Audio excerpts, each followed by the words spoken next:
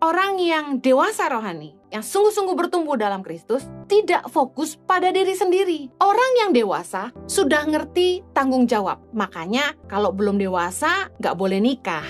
Karena ketika kita menikah, kita harus bertanggung jawab atas hidup orang lain, pasangan kita, dan juga anak-anak yang akan dilahirkan dalam pernikahan itu dan keluarga besar. Hanya orang dewasa yang ngerti kata berkorban. Saya kasih contoh. Sebagai orang tua, saya akan lebih mengutamakan kepentingan anak-anak saya. Orang yang dewasa itu ngerti kata berkorban. Nggak fokus sama diri sendiri aja. Mulai pikirin nasib orang banyak. Mulai pikirin orang lain.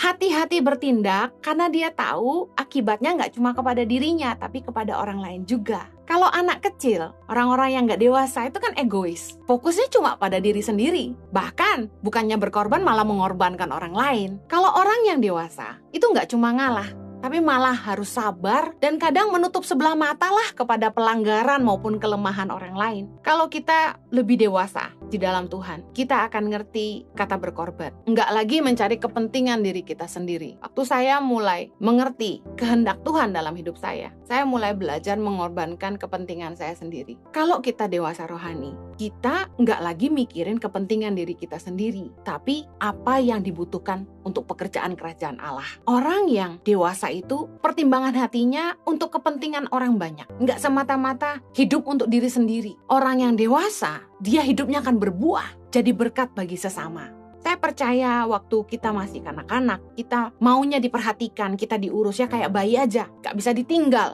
harus selalu diurus, dijagain. Saya masih ingat waktu anak saya masih baby, kembar lagi di Australia. Nangis terus kalau gak digendong. Tidur cuma sebentar-sebentar, tiap 2,5 jam menyusui. Kebetulan saya full ASI, 2 baby, bayangin. Mau mandi aja nggak bisa. Saya mau makan aja, anak nangis. Waduh, dua-dua minta gendong. Tapi saya sukacita. Fokusnya udah nggak pada diri sendiri. Ketika orang mulai dewasa, mereka mulai berkorban untuk kepentingan orang lain. Sedangkan anak-anak, mereka nggak mau tahu. Mereka maunya diperhatikan. Nah, orang yang dewasa rohani, hidupnya berbuah. Jadi berkat bagi sesama.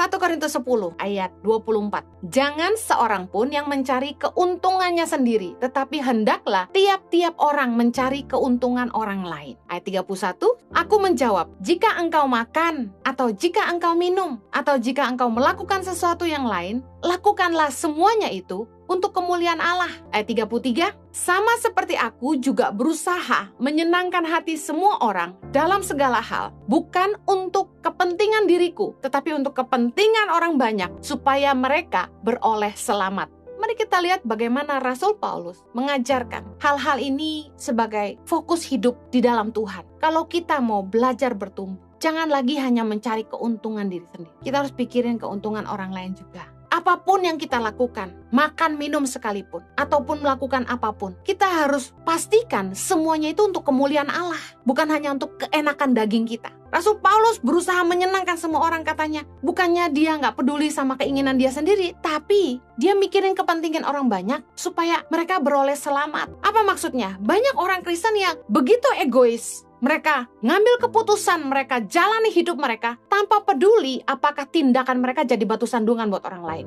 Orang yang dewasa dalam Tuhan, apa saja yang mereka lakukan, mereka selalu pastikan, ini jadi berkat nggak? Jadi batu sandungan nggak? Berguna nggak? Membangun nggak? Nggak semata-mata, ya suka-suka aku, mau-mau aku. Kalau kita dewasa dalam Tuhan, kita tuh nggak punya mental tikus. Apa itu mental tikus? Tikus tuh nggak peduli kotor, yang penting hidup. Kalau kita mau dewasa, jangan lagi hidup di tempat yang kotor. Tikus itu kalau nggak ada yang lihat, dia sikat. Jangan sampai kita jadi orang Kristen yang punya mental tikus. Nggak ada yang lihat, kita sikat. Kucing tidak ada, tikus berpesta pora. Mental tikus seperti ini, pemimpin nggak ada, ya nggak kerja. Kalau Anda orang Kristen yang dewasa, bedakan. Oh, itu kotor, saya nggak mau. Jangan punya mental tikus, nggak peduli kotor, yang penting hidup. Oh, sorry, ini uang kotor, saya nggak mau. Mendingan hidup sederhana daripada kita mengotorkan tangan kita.